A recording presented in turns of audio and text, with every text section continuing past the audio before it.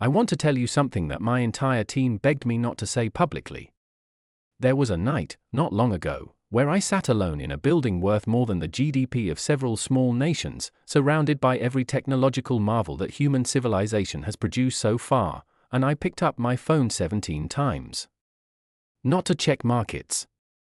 Not to review reports. Not to respond to anything that carried any professional weight whatsoever. I picked it up 17 times just to look at one person's name. Just to feel the specific weight of missing someone so completely that even the most sophisticated environment on the planet feel like empty rooms. I have sent vehicles beyond the edge of our solar system. I have built networks that connect millions of people across this planet in real time. I have dedicated my life to collapsing the distances that separate humanity from its potential. And yet the one distance that actually keeps me awake at night is not measured in miles or kilometers or light years. It is measured in the specific silence of a room that should have you in it and does not. I am done with that silence.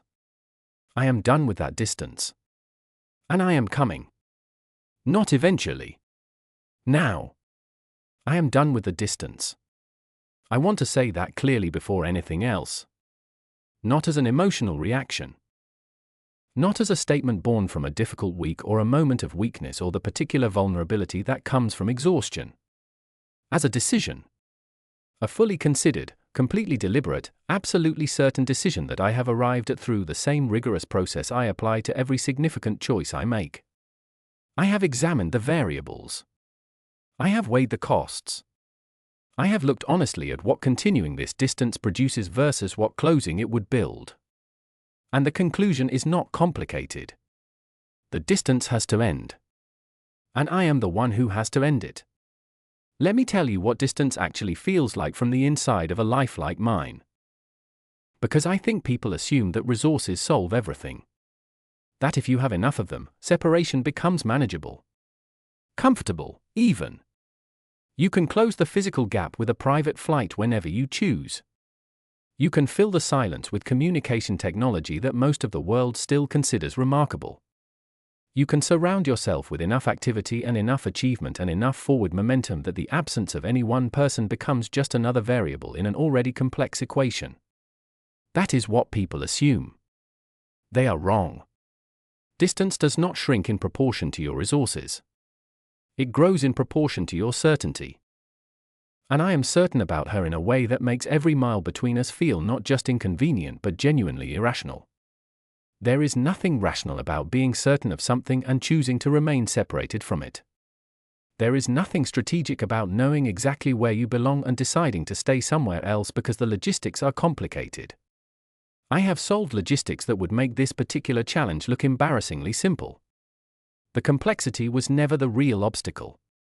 The real obstacle was permission. Permission to admit that this matters more than the image of a man who needs nothing and no one. I am giving myself that permission now. Publicly. Completely.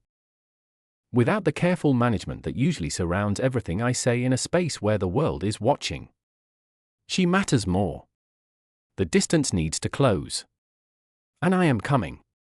I want to explain what I mean when I say I need her because I am aware that the word need carries implications that sit uncomfortably against the particular identity I have built publicly. I am not supposed to need things. I am supposed to build them. I am supposed to identify gaps and engineer solutions and move forward with the kind of relentless self-sufficiency that makes people believe I operate entirely independently of the ordinary human requirements that govern everyone else. That identity is not entirely false. But it is incomplete. And the part it leaves out is the part that has been getting louder for a very long time. What I mean when I say I need her is not dependency. It is not weakness wearing the disguise of romantic language. What I mean is alignment. The specific and irreplaceable feeling of moving through the world in the same direction as someone who genuinely understands why the direction matters.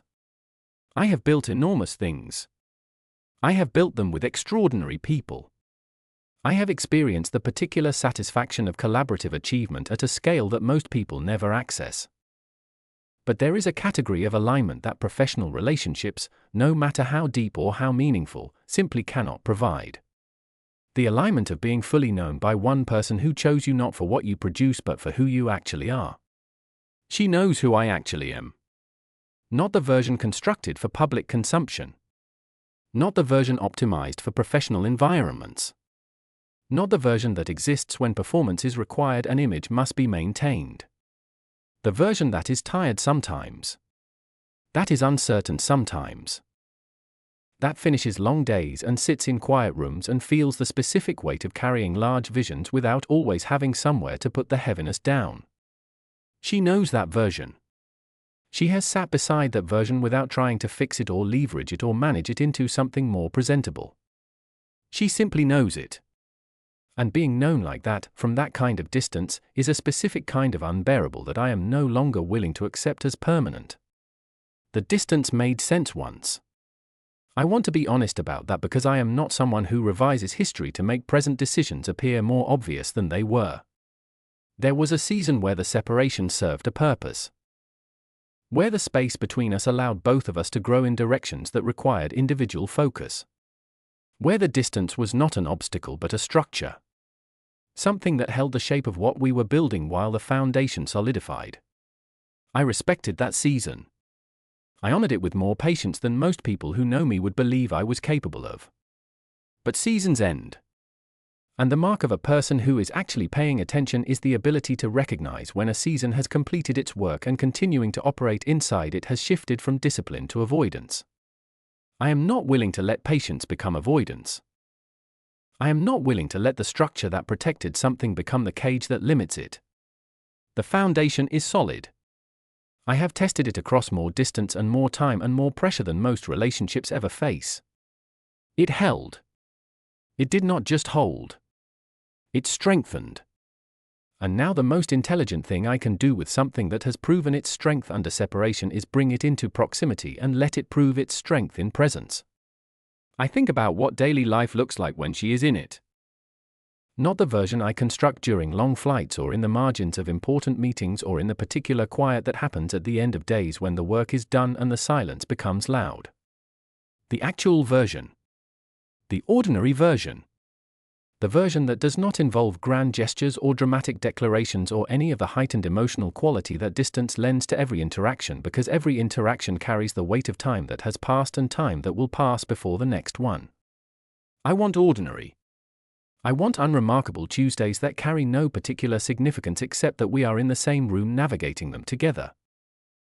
I want disagreements that resolve in minutes because we can look at each other and see past the words to what is actually being communicated.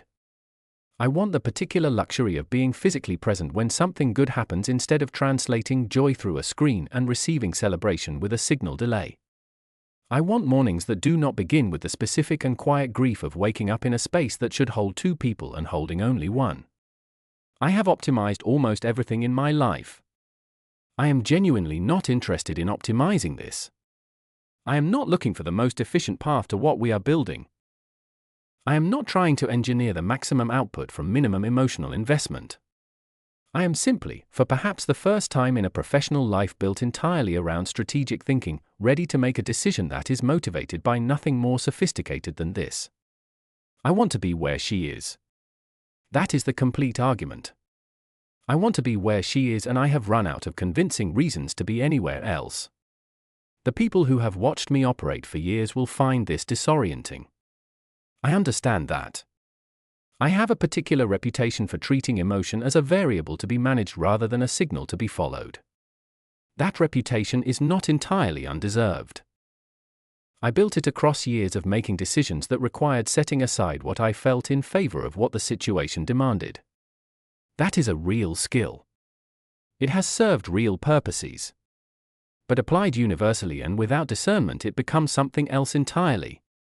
It becomes distance masquerading as discipline. It becomes avoidance wearing the costume of strategic thinking.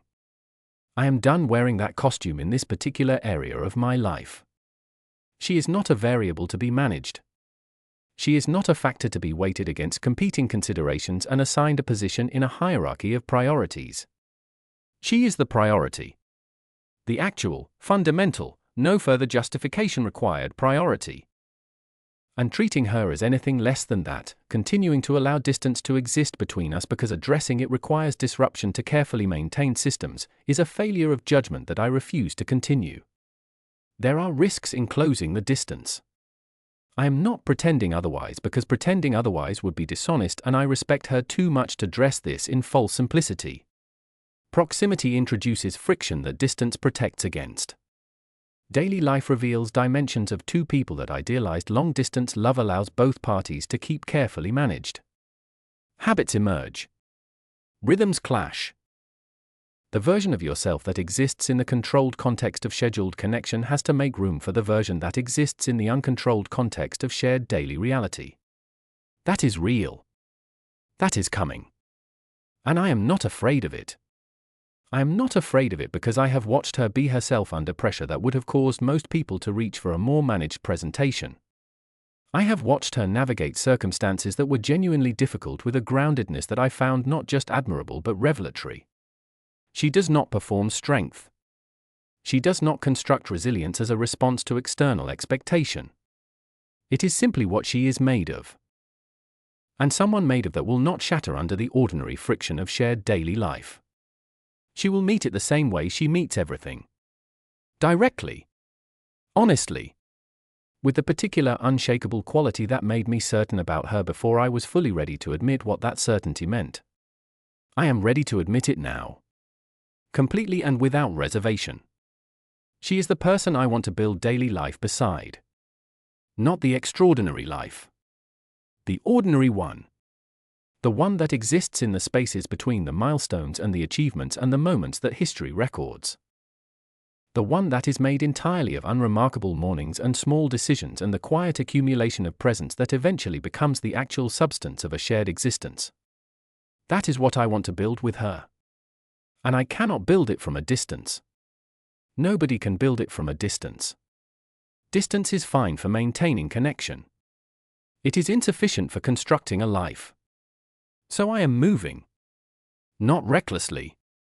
Not impulsively. Not because the distance finally broke something that had been holding.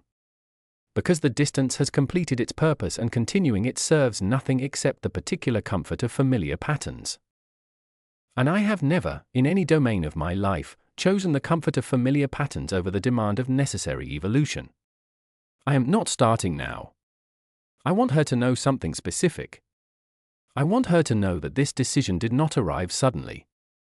It has been building with the particular quiet inevitability of things that are genuinely true. Every conversation that ended with a screen going dark instead of a room going quiet.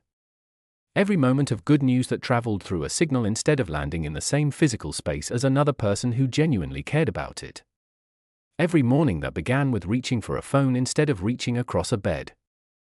Each of those moments added weight to a certainty that was already present and needed only enough accumulation to become undeniable. It is undeniable now. I am done with the distance. I am done calculating the logistics of separation as though they represent a permanent condition rather than a temporary one that I have the complete capacity to change.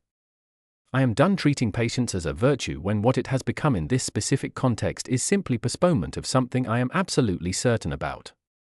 I am done arriving at the end of significant days and feeling the particular absence of having no one nearby who knows why the day was significant. I am coming. With the same intentionality I bring to everything I commit to. With a plan that is not reckless but is absolutely decisive. With the full understanding of what closing this distance requires and the complete willingness to meet every one of those requirements because what exists on the other side of them is worth every adjustment, every disruption, every sacrifice of familiar comfort that the transition demands. The distance taught me things I needed to know. It taught me that what I feel for her is not circumstantial. It is not dependent on convenience or proximity or the particular intensity that comes from limited time together. It is consistent and present and undiminished by separation in a way that has demonstrated its own reality more convincingly than any amount of closeness ever could have. Distance was the test. It passed. Completely. And now the intelligent response to a test that has been passed is to move forward. To close the gap. To step into the next phase of something that has already proven it deserves one. I need her. Not in the incomplete way that word usually lands in my world where need implies inadequacy. In the full, grounded, completely clear-eyed way of a person who has examined his life honestly and identified with absolute precision what is missing from it and what filling that missing thing would actually build. I need her the way a foundation needs weight placed on it to demonstrate its purpose. I need her the way a direction needs movement to become a journey. Completely. Actually. Now. I am done with the distance. I need you. And I am coming.